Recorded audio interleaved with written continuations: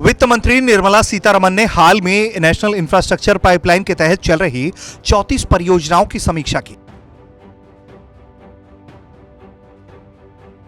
बैठक का मकसद 3.6 लाख करोड़ रुपए की इन परियोजनाओं को लागू करने में आ रही अड़चनों को दूर करना रहा।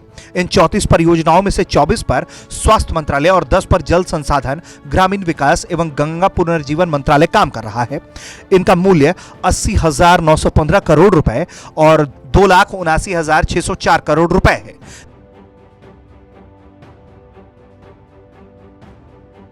देश के नागरिकों को विश्व स्तरीय सुविधाएं उपलब्ध कराने और उनका जीवन स्तर बेहतर बनाने के लिए सरकार ने एनआईपी की रूपरेखा बनाई है।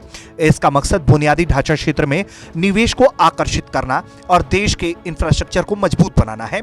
इसके तहत देश में परिवहन, ऊर्जा, लॉजिस्टिक, पेयजल एवं स्वच्छता, संचार और कमर्शियल इंफ्रास्ट्रक्चर जैसे करीब 34 क्षेत्रों में 7,421 परियोजनाओं का क्रियान्वयन किया जाना है।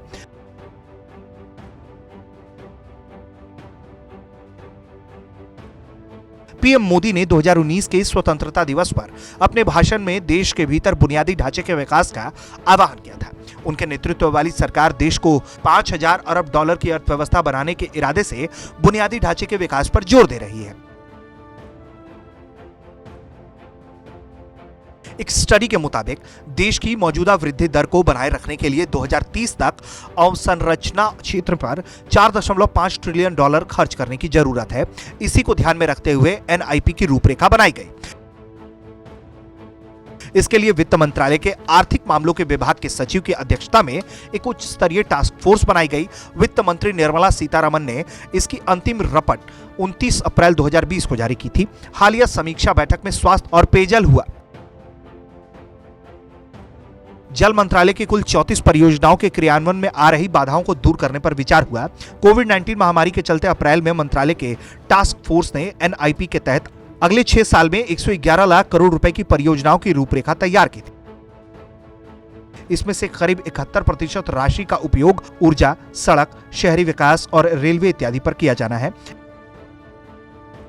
एनआईपी के तहत केंद्र सरकार, राज्य सरकार, कॉरपोरेट इत्यादि सभी की भागीदारी को सुनिश्चित किया गया है।